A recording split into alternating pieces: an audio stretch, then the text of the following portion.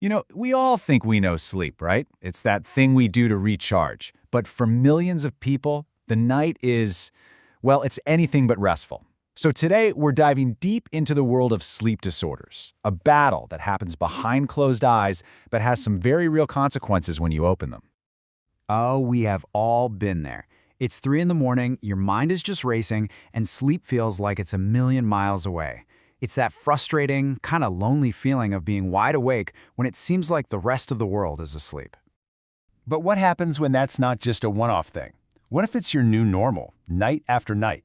Well, that's when you cross the line from just a bad night into the territory of a clinical sleep disorder. And that's exactly what we're going to unpack here.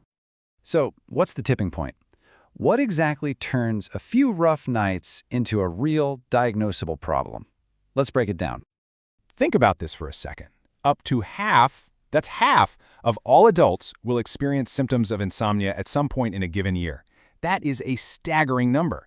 It makes it one of the most common health complaints out there, period. So here's the key.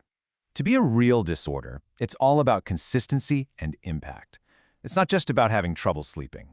The official diagnosis for chronic insomnia, for instance, requires it to be happening at least 3 nights a week for 3 months. And this is crucial. It has to mess with your energy, your mood, your ability to just get through the day. And while insomnia gets all the headlines, it's really part of a bigger family of issues.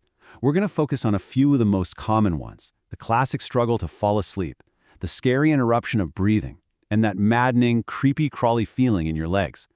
We'll also touch on parasomnias, the really strange stuff that can happen in the night. Okay, so how do these things actually work? It's not just all in your head. Each one has a totally unique biological fingerprint. These are real physiological events happening in your brain and your body. What's so wild is just how different these mechanisms are. With insomnia, the issue is often hyperarousal. Your brain's on switch is basically stuck. With sleep apnea, it's either a physical blockage, a plumbing problem in your throat, or it's a signaling error from your brain. And then parasomnias, like sleepwalking, those are basically glitches that happen when your brain is trying to switch between different stages of sleep. This is such a perfect way to describe obstructive sleep apnea. It's not just loud snoring. Imagine trying to breathe through a pinched straw over and over and over all night long. It's a desperate struggle for air that can happen hundreds of times a night, each one causing a tiny jolt awake that you probably won't even remember. And then there's Restless Legs Syndrome, or RLS. And let me tell you, this is not just being fidgety. It's this overwhelming, deeply uncomfortable urge to move your legs that only gets worse the more you try to relax. The only thing that brings relief is moving them, which, makes it pretty much impossible to fall asleep. So, why does all this matter so much? Because the consequences of these disorders go way, way beyond just feeling a bit groggy the next day. This is a serious, serious health issue. Think about it. The constant stress, the lack of oxygen, night after night, it adds up. It's like putting your body through a silent stress test that it was never, ever designed to handle. Okay, let's start with a link that might surprise you.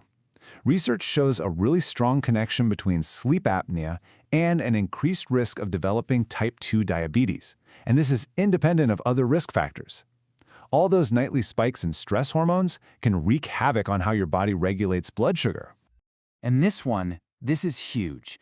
Every single time you stop breathing with sleep apnea, your body panics. Your heart rate shoots up, your blood pressure spikes, all to force you to wake up and breathe.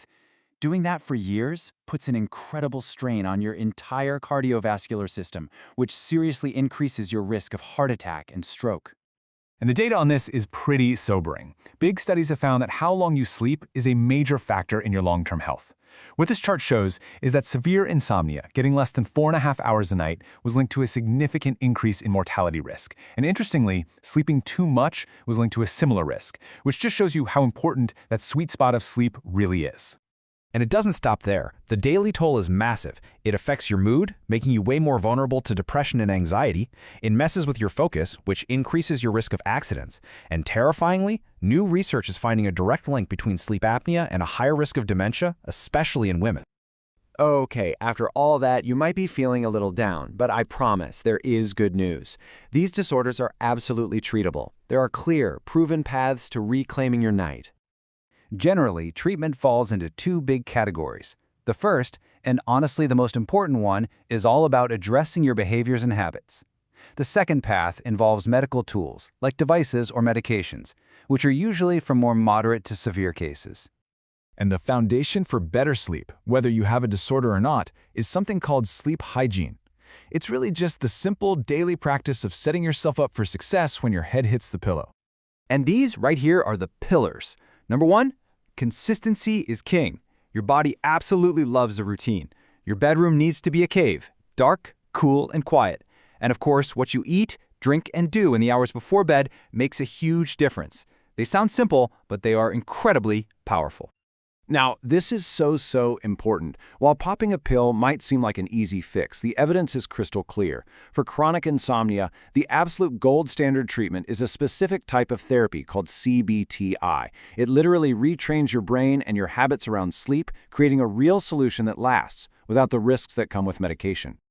For the other disorders, the treatments get really specific. A CPAP machine basically acts like an air splint to keep the airway open for people with apnea. For a lot of people with RLS, the problem is actually low iron in the brain, so iron therapy can be a game changer. And when medication is needed for RLS, it's usually drugs that calm down those overactive nerves. This just goes to show you how sleeping pills are now seen as a short-term fix for insomnia, definitely not a permanent solution. So here's the bottom line. Sleep isn't a luxury. It's not optional. It is a fundamental pillar of your health, both physical and mental. Ignoring a sleep problem is like ignoring chest pain. So it really leaves you with one big question. Are you giving your sleep the attention it truly deserves? Because your battle for a better day, it really does start the night before.